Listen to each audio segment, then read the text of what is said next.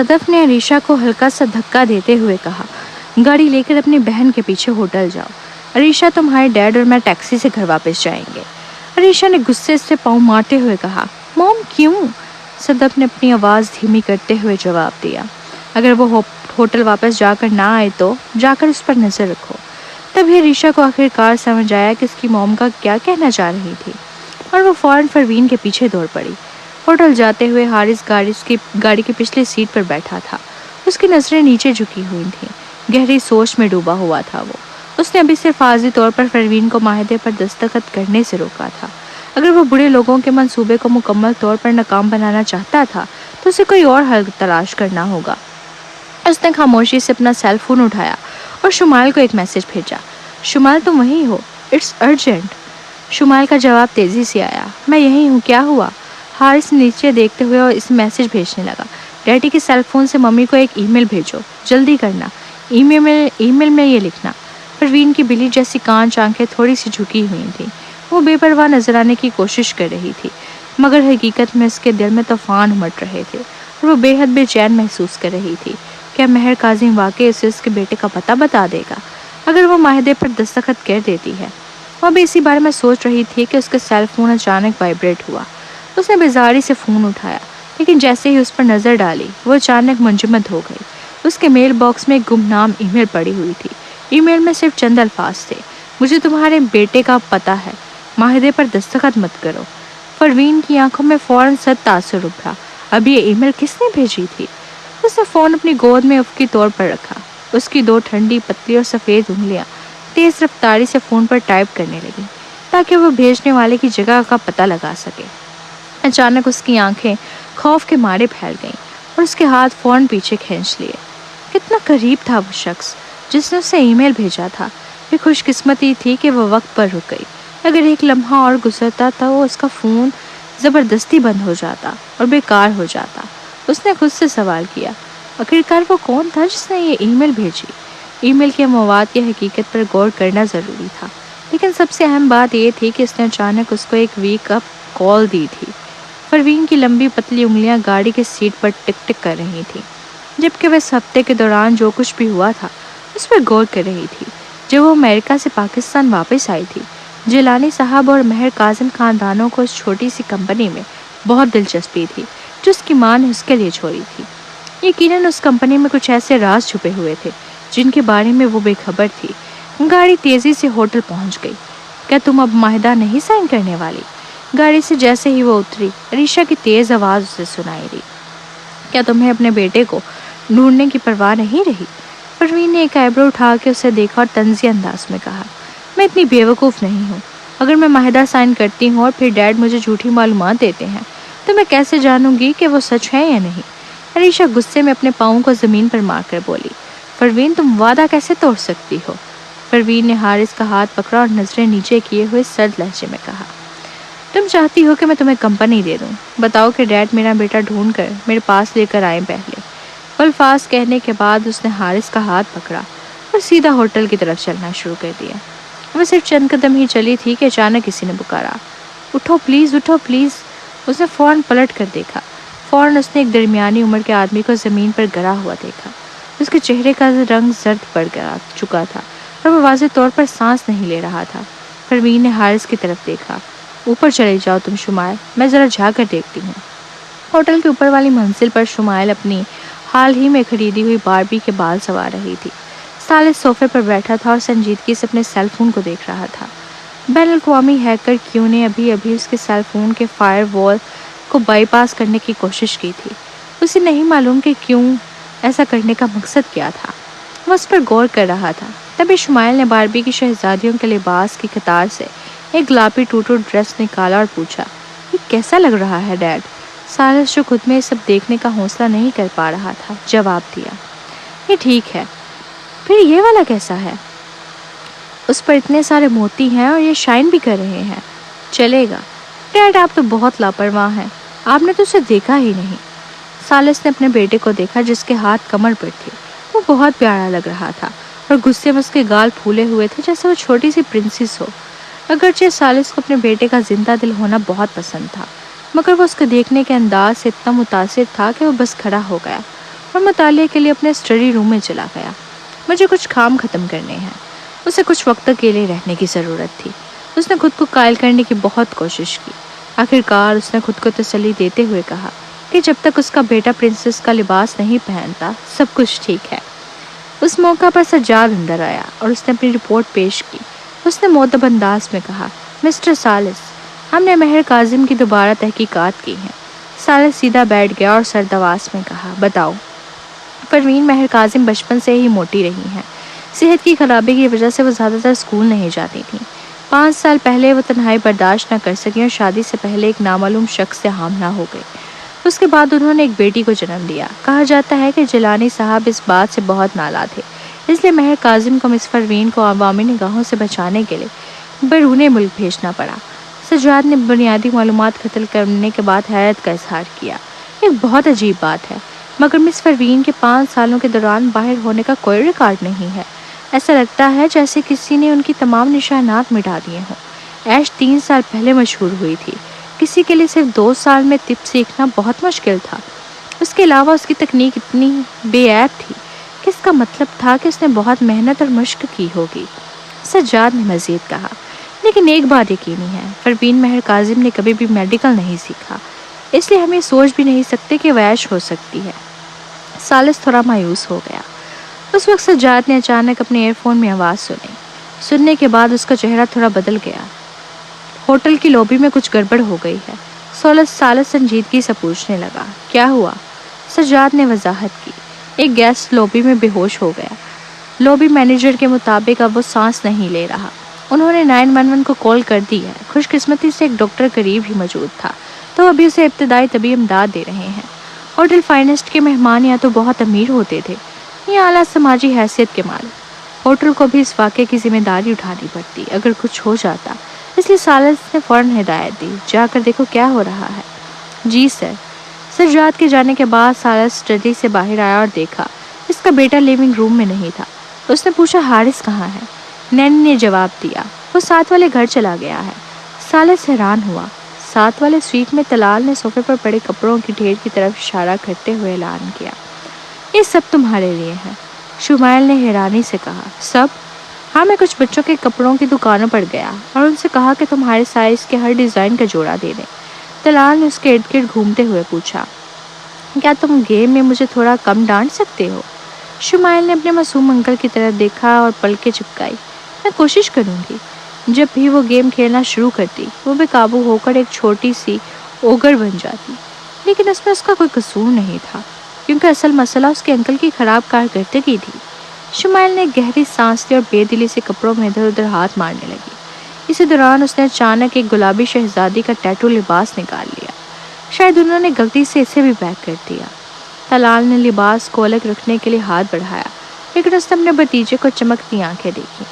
یہ تو بہت خوبصورت ہے۔ طلال حیران رہ گیا۔ شمائل نے کہا، میں یہ پہن کر دیکھتی ہوں۔ اپنے بھائی کا کردار ادا کرنے کے لیے اسے ہر روز لڑکوں کی طرح لباس پہننا پڑتا تھا۔ اسے اس کی شخصیت بری طرح متاثر ہو رہی تھی۔ شمائل بیڈ روم میں گئی، لباس بدلا اور آنے میں دائیں بائیں دیکھنے لگی۔ تبھی اچانک اس کا موبائل فون بجنے لگا۔ اس نے فون اٹھایا، ہیلو حارث۔ شمائل، فون واپس آ جا، تم نے ابھی ڈیڈی کے فون سے ایک ای میل بھیجی ہے اور مجھے اس کے نشانات مٹانے ہیں ورنہ وہ سب جان جائیں گے۔ اوکے ڈوکے۔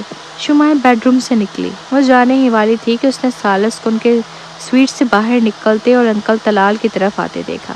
وہ گھبرا گئی اور بولی، میں انکل طلال کے ساتھ ہوں لیکن ڈیڈی یہاں آ رہے ہیں۔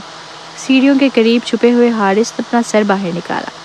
اگر ڈیڈی شمائل کو ساتھ لے گئے تو انہیں واپس بدلنے کا موقع شاید دیر سے ملے گا، لیکن اگر ایسا ہوا تو ڈیڈی ای میل کے بارے میں جاننے کا امکان بھی بڑھ جائے گا۔ حارث نے اپنے انکل کی ذہانت پر داؤ لگانے کا فیصلہ کیا۔ وہ اچانک سیڑھیوں سے نکل کر بولا، ڈیڈی۔ سالس جو دستخط تک دینے ہی والے تھے ایک لمحے کے لیے حیران رہ گئے۔ اس نے حواس کی طرف دیکھا کہ حارث قریب ہی ایک شہزادی کے لباس میں کھڑا ہے۔ یہ منظر دیکھ کر سالس ششد رہ گیا۔ پریشان چہرے کے ساتھ وہ حارث کو اپنے سویٹ واپس لے آیا۔ جیسے ہی دونوں اندر گئے، شمائل نے چپکے سے دروازہ کھولا، اپنا لباس تھامے سیڑھیوں کی طرف آ گئی اور نیچے چلی گئی۔ حیران سا طلال اپنی جگہ پر ساکت رہ گیا۔ اس کا بھتیجا شہزادی کے لباس میں گھر واپس چلا گیا تھا۔ کچھ دیر بعد جیسے ہی اسے کچھ خیال آیا وہ گھبرا کر ساتھ والے سویٹ کی طرف دوڑا۔ سالس وہ لباس میں نے خریدا تھا، لیکن میری بات سنو، یہ وہ نہیں جو تم سوچ رہے ہو۔ دھڑام! سالس نے دروازہ بند کر دیا۔ وہ دانت پیسے ہوئے کہا، میرے بیٹے سے دور رہو۔ دلال لب بھینچ کے رہ گیا۔ میں بے قصور ہوں، اس نے دل میں سوچا۔ جس مجرم کی وجہ سے یہ سب ہوا تھا، اسے باہر نکالنے کے بعد سالس مڑا اور اپنے بیٹے کو غور سے دیکھنے لگا۔ حارث شہزادی کے لباس میں تھا اور اس کی قدرتی لہریں لیے چھوٹے بالوں پر گلابی ہیڈ بینڈ لگا ہوا تھا۔ اس کے نفیس نقوش اور آج باربی کے بالوں کو مہارت سے سنوارنے کا انداز۔ سالس کے ذہن میں آخر کار شکوک پیدا ہونے لگے۔ اس نے پوچھا کہ تم واقعی میرے بیٹے ہو؟ حارث نے سنجیدگی سے سر ہلایا۔ سالس نے اچانک پوچھا، تمہارے 3rd برتھ ڈے پر میں نے تمہیں کیا تحفہ دیا تھا؟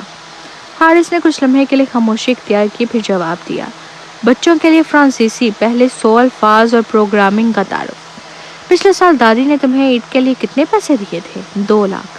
سالس کی شک و شبہ سے بھرپور تاثرات دیکھ کر حارث کو تھوڑا برا لگا۔ اس نے اپنا لباس کھینچتے ہوئے کہا، میں جا کر کپڑے بدل لیتا ہوں۔ سالس نے اپنے بیٹے کو بیڈ روم میں جاتے ہوئے دیکھا، لیکن تھوڑی دیر تک سوچنے کے بعد اسے ایسا محسوس ہوا جیسے کچھ گڑبڑ ہے۔ وہ اچانک بیڈ روم کی طرف گیا اور دروازہ دھکیل کر کھول دیا۔ کمرے میں کوئی نہیں تھا، لیکن باتھ روم سے پانی کے بہنے کی آوازیں آ رہی تھیں۔ جب سے حارث 5 سال کا ہوا تھا، اس نے سالس کو نہلانے سے صاف انکار کر دیا تھا۔ سالس آگے بڑھا، پولیٹکس کی دنیا میں سب سے بڑی اور معزز فیملی کے سربراہ، 6 فٹ 2 انچ قد کے ساتھ چپکے سے دروازے کے قریب کھڑے ہو کر باتھ روم کے اندر جھانک رہا تھا۔ اس وقت یہ واقعی ان کا بیٹا تھا۔ اسے کسی نے نہیں بتلا تھا۔ وہ مطمئن تو ہوا، لیکن اس کے دل میں ایک ہلکی سی مایوسی بھی تھی۔ کتنا اچھا ہوتا اگر اس کے ساتھ وقت گزارنے والی اس کی بیٹی ہوتی۔ حارث مڑا اور سالس کو گھورتے ہوئے پایا۔ ان دونوں کی نظریں ملی اور کافی دیر تک خاموشی چھائی رہی۔ آخرکار حارث نے ماتھے پر بل ڈال کر سوچا، ڈیڈی بھی کتنے عجیب انسان ہیں۔ وہ غصے سے چلتے ہوئے بولا، ڈیڈی آپ کو کسی نفسیاتی ڈاکٹر کے پاس جانا چاہیے۔ نیچے لابی میں پروین نے زمین پر گرے آدمی کی طرف دیکھا۔ وہ بالکل بے حرکت تھا اور لگ رہا تھا کہ اس کی سانسیں رک چکی ہیں۔ میں میڈیکل کی طالبہ ہوں، پیچھے ہٹیں، میں اسے CPR دوں گی۔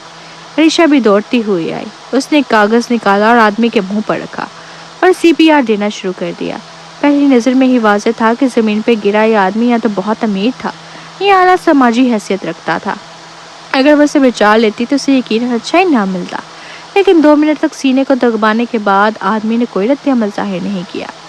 پروین نے اسے ایک طرف دھکیل دیا۔ مجھے دیکھنے دو۔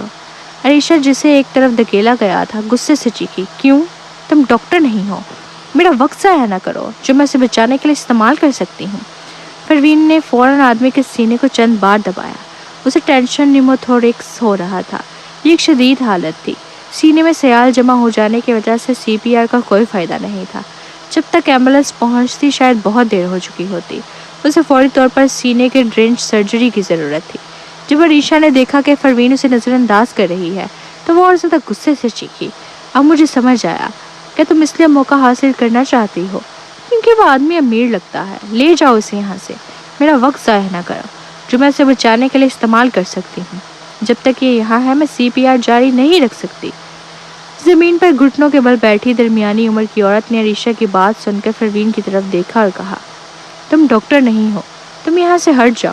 پروین نے ان کی باتوں پر کان نہ دھرا۔ وہ فوراً کھڑی ہوئی اور استقبالیہ کی طرف دوڑ پڑی۔ وہاں جا کر اس نے فرسٹ ایڈ کٹ مانگی اور جلدی سے واپس لوٹی۔ اس نے دستانے نکالے، الکوہل سے اوزاروں کو صاف کیا، اپنی کمر سے ایک چھوٹا چاقو نکالا۔ اس نے اوزاروں کو جراثیم سے پاک کیا اور کام کے لیے تیار ہو گئی۔ پھر اس نے اس آدمی کی شرٹ کھولی، اس کے سینے کے درمیانی کالر کی لکیر کی دوسری پسلیوں کے درمیان جگہ پر دباؤ ڈالا اور بغیر کسی ہچکچاہٹ کے چاقو اندر گھونپ دیا۔ چھپاک زخم سے خون کا فوارہ نکلا جس نے آس پاس کھڑے لوگوں کو خوفزدہ ہو کے پیچھے ہٹنے پر مجبور کر دیا۔ تاہم زمین پر پڑا آدمی اب بھی کوئی رد عمل ظاہر نہیں کر رہا تھا۔ Murder murder! عریشہ چلانے لگی، پولیس کو بلاؤ، اسے گرفتار کرو۔ وہ بھی سب کو پروین کے خلاف بھڑکانے میں مصروف تھی جب ارد گرد کا ہجوم ہلچل مچانے لگا۔ اس آدمی کی بیوی بھی چلائی، تم کیا کر رہی ہو؟ لیکن اگلے ہی لمحے وہ آدمی جو بالکل بے حرکت پڑا تھا اچانک دوبارہ سانس لینے لگا۔ سب خاموش ہو گئے جبکہ ایمبولینس ابھی تک پہنچی تھی۔ پروین نے فرسٹ ایڈ کٹ سے ایک इन्फ्यूज़न ट्यूब निकाली और इसके एक सिरे को मरीज के सीने में डाल दिया। दूसरा सिरा एक रबड़ की उंगली के दस्ताने में डाल दिया। उसने उंगली के सख्त दस्ताने के सख्त सड़े पर निस्फ इंच से थोड़ा सा छोटा एक सुराख किया। इस सुराख एक फ्लिप की तरह काम करता था कि सीने से हवा को आसानी से बाहर निकाला जा सके, जबकि बाहर की हवा को अंदर आने से रोका जा सके। ज़मीन पर पड़े आदमी की सांसें आहिस्ता आहिस्ता मुस्तहकम होने लगी। वो जिंदा है, वो जिंदा है। उनके इर्द गिर्द के लोग तालियां बजाने लगे, जबकि उस आदमी की बीवी भी सुकून का सांस लेकर ज़मीन पर बैठ गई, जैसे उसने बमुश्किल मौत के मुंह से बचकर निकलने का तजुर्बा किया हो। वो बार बार कह रही थी, thank you, thank you. Parveen के चेहरे पर अब भी ज़्यादा कोई तासुरात नहीं थे। मरीज़ अब ठीक था। जब एम्बुलेंस पहुंचकर उसे हॉस्पिटल ले जाएगी, सब कुछ ठीक हो जाएगा। वो उठकर जाने लगी, लेकिन इसी लम्हे अरीशा तेज़ आवाज़ में चीखी, थैंक यू। सादा सी PR से भी उसे बचाया जा सकता था, लेकिन उसने उस पर ऑपरेशन करने पर इसरार किया। सब लोग हैरान हो गए। क्या? अरीशा ने अपना स्टूडेंट ID निकाल कर कहा, मैं अपने कॉलेज के मेडिकल स्कूल की सीनियर हूँ और मैं जल्द ही अपनी इंटर्नशिप के लिए जा रही हूँ। ये जनाब यहाँ ज़ाहिर तौर पर सिर्फ आर्जी तौर पर बेहोश हुए थे और उन्हें झटका लगा था। CPR से ही उसे ज़िंदा किया जा सकता था। परवीन, तुमने इतनी पेचीदा हालात में इस पर ऑपरेशन कैसे कर दिया? वह परवीन को सख्त नज़रों से घूर रही थी। तमाम ऑपरेशंस को जरासीम से पाक हालत में किया जाना चाहिए। क्या तुम जानते हो यहाँ कितने जरासीम और बैक्टीरिया हैं? अगर उसके जिस्म में इन्फेक्शन हो गया तो क्या होगा? उस आदमी की बीवी ने उसके एक तरफा राय पर यकीन नहीं किया। लेकिन जब तुमने इतनी देर तक CPR की तब भी कुछ नहीं हुआ। ये नौजवान लड़की थी जिसने मेरे शोहर को दोबारा सांस दी, अरीशा ने इस्तेहज़ाई अंदाज में कहा। CPR को असर दिखाने के लिए वक्त दरकार होता है। वो 2 मिनट में कैसे बेहतर हो सकता था? अगर उसने मुझे रोका ना होता, आपके हस्बैंड अब बिल्कुल ठीक होते। उन्हें इतना खून नहीं ज़ाया करना पड़ता।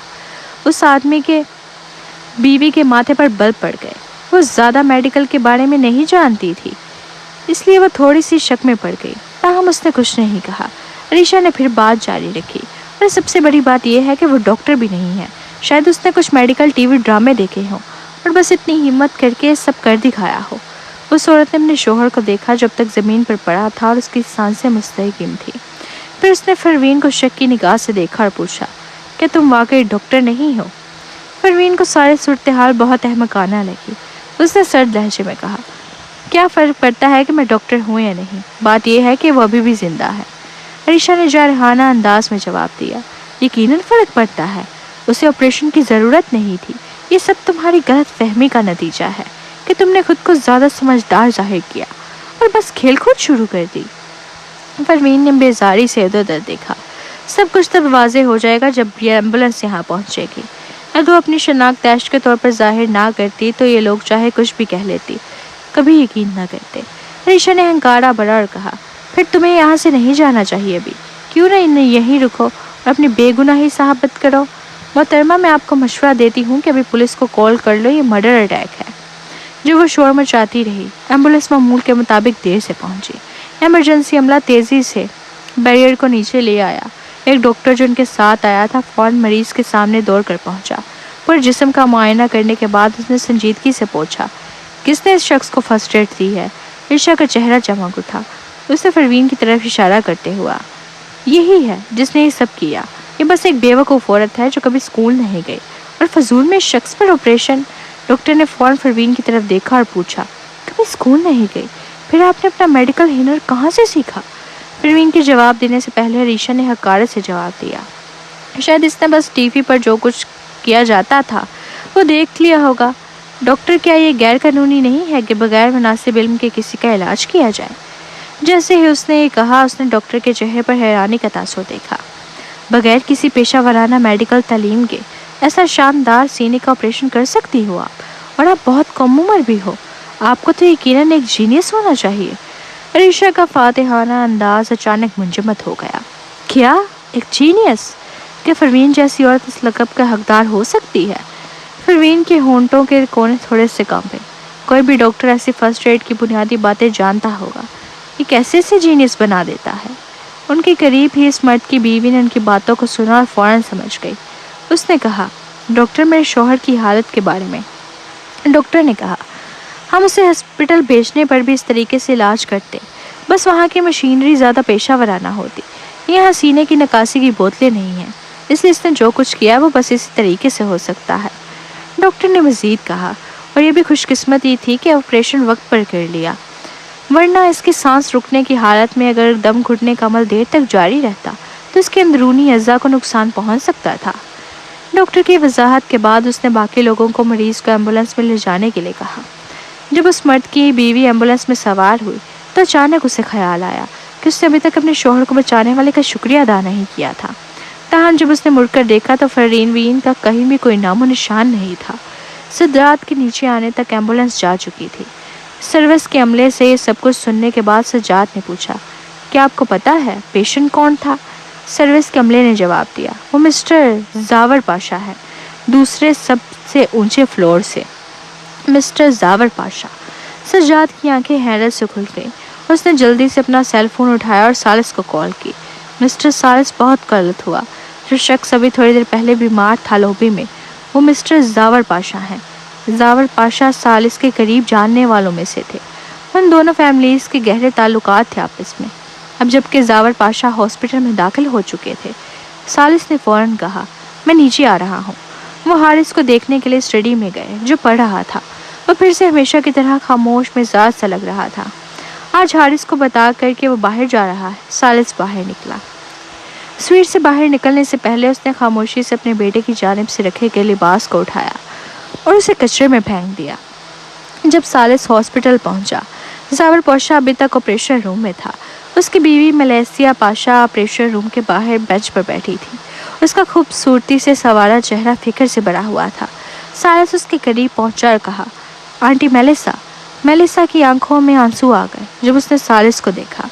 سالس سے ملنے کے بعد وہ بتانے لگی، زاور یہاں اس لیے آیا تھا کیونکہ اس نے سنا تھا کہ کیلیفورنیا سے اس کی بڑی بہن کے بارے میں کچھ خبریں آئی ہیں، لیکن جب اس نے سنا کہ اس کی بہن شاید 23 سال پہلے مر چکی تھی اور صرف ایک بیٹی چھوڑ کر گئی تھی تو وہ اچانک بیمار ہو گیا اور تقریباً مرنے کے قریب تھا۔ 20 سے زیادہ سال پہلے پاشا فیملی کی سب سے بڑی بیٹی گھر سے بھاگ گئی تھی۔ اس کے بعد سے وہ غائب ہو گئی اور اس کا کوئی سراغ نہیں ملا۔ ان سالوں کے دوران پاشا فیملی نے ہر جگہ اس کی تلاش کی تھی۔ سالس نے ان کو تسلی دیتے ہوئے کہا، انکل زاور ٹھیک ہو جائیں گے۔ میں نے ابھی ڈاکٹروں سے بات کی تھی، انہوں نے کہا کہ انہیں بر وقت ٹریٹمنٹ مل چکی ہے، اس لیے اب ان کی حالت خطرے سے باہر ہے۔ میلیسا نے فوراً کہا، سالس آج زاور کی جان بچانے والی ایک نوجوان لڑکی تھی، ہم اس کے بے حد شکر گزار ہیں۔ کیا معلوم کر سکتے ہیں کہ وہ کون ہے؟ جب زاور کی حالت بہتر ہو جائے تو میں چاہوں گی آپ اسے مل کر اس کا شکریہ ادا کریں۔ سالس نے اس بات میں سر ہلایا۔ زاور پاشا کے آپریشن کے کمرے سے باہر آ جانے اور اس کی حالت مستحکم ہونے کے بعد سالس سجاد کے ساتھ ہوٹل واپس آیا۔ گاڑی سے نکلتے وقت سجاد نے کہا، جناب سالس، آئیے کنٹرول روم چلتے ہیں اور کیمروں کی مدد سے دیکھتے ہیں کہ وہ نیک دل خاتون کون تھی۔ سالس نے ڈاکٹر کی تعریف میں کہے گئے جملوں کے بارے میں سوچا جو انہوں نے ابھی ہاسپٹل میں سنے تھے۔ اس نے دلچسپی سے سر بس بات میں ہلایا۔ ٹھیک ہے۔ بدقسمتی سے جیسے ہی دونوں لابی میں داخل ہوئے، اس کے ایک اسسٹنٹ نے آ کر آہستہ آواز میں کہا، مسٹر سالس، آپ کے گھر سے مہمان آئے ہیں، وہ اوپر کی منزل پر گئے ہیں۔ سالس کا چہرہ یہ سنتے ہی ایک دم بدل گیا۔ وہ غصے کی عالم میں لفٹ کی طرف بڑھا اور سرد آواز میں پوچھا، وہ کب آئے تھے؟ وہ 5 منٹ پہلے اوپر گئے ہیں۔ فرنٹ ڈیسک اور لابی کے مینیجر انہیں روکنے میں کامیاب نہیں ہو سکے۔ یہ بیکار لوگ ہیں۔ سالس نے غصے میں تھا اور لفٹ میں چلا گیا۔ سجاد نے خاموشی سے ایک کاپ بھری۔ اوپر کی صورتحال میں وہ کسی کام نہیں آ سکتا تھا، اس لیے وہ خود ہی کنٹرول روم کی طرف چل پڑا۔ اوپر کی منزل پر موجود پریزیڈینشل سویٹ میں حارث، جس کی آنکھیں سرخ تھی، نے مٹھی بھیج لی تھی اور اپنے سامنے کھڑے لوگوں کو گھور کر دیکھا۔ دونوں پارٹیوں کے درجنوں سیاہ لباس والے باڈی گارڈ ایک دوسرے کو گھور رہے تھے اور ایک دوسرے کے سامنے کھڑے تھے۔ طلال، جس کے چہرے پر غصہ تھا، حارث اور ان لوگوں کے درمیان کھڑا تھا۔ کیا کر رہے ہو ہاشم؟ جب سالس یہاں آئے گا تو وہ تمہیں معاف نہیں کرے گا۔ ہاشم مہدی، جو اس کے سامنے کھڑا تھا اور اس کا دوسرا کزن بھی تھا، کی آنکھوں میں سرد موری تھی۔ وہ طنزیہ مسکراہٹ لبوں پہ لیے بولا، یہ تم سے متعلق نہیں ہے طلال، راستہ چھوڑ دو۔ میں دادا جان کے حکم پر آیا ہوں تاکہ اس ٹوبٹ کو گھر واپس لے کے جاؤں۔ طلال اس بات پر راضی نہیں تھا۔ جو کچھ بھی تمہیں کرنا ہے وہ صرف اس وقت کرنا جب سالس یہاں واپس آئے تم اسے ابھی نہیں لے جا سکتے؟ ہاشم کے چہرے پر سرد تاثر ابھرا اور اس نے کہا اپنے آپ کو بہت زیادہ اہم نہ سمجھو طلال، تمہیں کیا حق ہے کچھ کہنے کا جب تم فیملی کی کوئی پرواہ نہیں کرتے؟ چلے جاؤ۔ طلال اتنا غصے میں تھا کہ اس کا چہرہ سرخ ہو گیا تھا۔ وہ دن بھر کھیلنے کی وجہ صرف یہ تھی کہ سالس نے اس پر تمام دباؤ کم کر دیا تھا۔ اس کے علاوہ اس کا بھتیجا تو اس کا ٹیم کا لیڈر بھی تھا، وہ کیسے ایسا کچھ ہونے دے سکتا تھا؟ اس نے غصے میں آ کر کہا میں تمہیں ایسا نہیں کرنے دوں گا۔ ہاشم نے فوراً اپنی ہتھیلیاں بھینچی۔ پہلی نظر میں ہی یہ واضح تھا کہ وہ لڑائی میں بہت ماہر تھا۔ پھر مجھے قصور نہ دینا اگر میں تمہیں روکوں نہ۔ یہ کہنے کے ساتھ ہی ایک سرد آواز نے ان تک پہنچ کر کہا تم کس کو روکنے کا سوچ رہے ہو؟ اس کی آواز جو سیلف کی آواز کی طرح گہری اور گمبھیر تھی، بے تاثر تھی۔ اس آواز نے ہاشم ساخت کر دیا اور اس نے فوراً اپنی مٹھیوں کو پیچھے کر لیا اور اس شخص کے سامنے آتے ہی چمکدار مسکراہٹ کے ساتھ کہا آپ واپس آ گئے ہیں سالس؟